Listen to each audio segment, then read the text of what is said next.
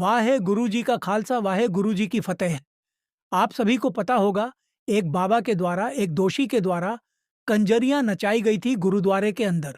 कंजरियां, कंजरखाना करवाया गया था। सरकार गुरुद्वारों के अंदर अपना कंट्रोल चाहती थी, लेकिन गुरुद्वारा कमेटी की तरफ से ये जो केस है फिर सुप्रीम कोर्ट के अंदर लड़ा गया, और सुप्रीम कोर्ट ने इसके अंदर फैसला सुनाया कि जो राज्य सरकार ने गुरुद्वारा साहिब के बोर्ड के अंदर घुसने की कोशिश की थी, अब वो उसके अंदर नहीं घुस सकते। राजस्थान के गुरुद्वारा साहिब के अंदर एक नौजवान लड़की के द्वारा गुरुद्वारा साहिब की जमीन के ऊपर दावा ठोक दिया गया। उसने कहा कि यह जो गुरुद्वारा है उसकी जमीन के ऊपर बना है। किसी भी झंडे को जलाने से किसी भी चीज का हल नहीं होता है। अगर झंडे जलाने से ही जंग जीती जाती तो यहाँ पर भारत पाकिस्तान का युद्ध तो केवल झंडे जलाकर ही जीत लिया जाता। चाहे खालिस्तान का झंडा जलाया जा रहा हो, चाहे भारत का हो, चाहे पाकिस्तान का हो, चाहे चाइना का हो, अगर झंडे जलाकर जंग जीती जाती तो अमेरिका कब से चाइना को कब्जा लेता, रशिया के ऊपर भी कब्जा कर लेता, और जो पाकिस्तान है वो भारत का तिरंगा जलाकर भारत को कब से अपने कंट्रोल के अंदर कर लेता। ये चीज़ें दर्शाने का सही तरीका नहीं है, लेकिन चाइना भारत से कुछ बातें कर रहा है। चाइना ने भारत को कहा है कि वह भारत को बहुत सारे चुंबकीय पदार्थ बेचने वाला है। चाइना ने भारत से बहुत बड़ी बात कर दी है अमेरिका को लेकर, और सारा कुछ एक नए देश के साथ जुड़ा हुआ है।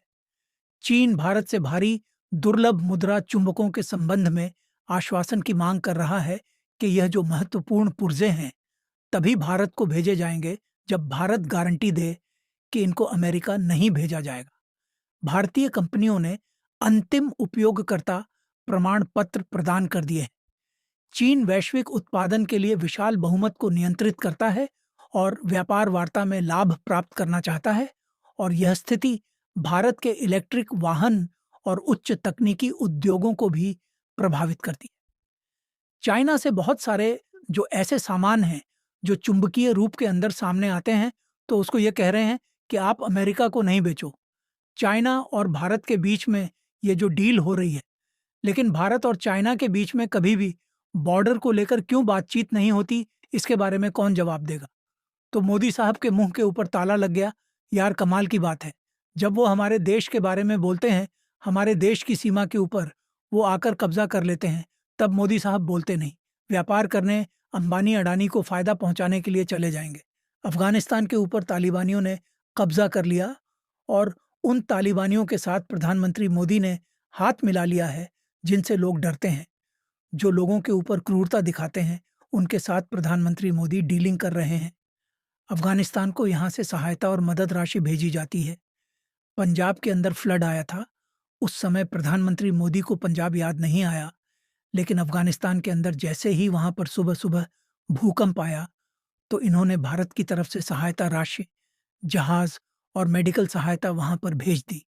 इनको पंजाब कभी दिखाई नहीं देता, इनको अपने देश के लोग कभी दिखाई नहीं देते, और अब फिर से इन्होंने तालिबान के विदेश मंत्री को भारत के अंदर इनवाइट किया हुआ है। यही चीज़ें देखकर अमेरिका चिढ़ गया।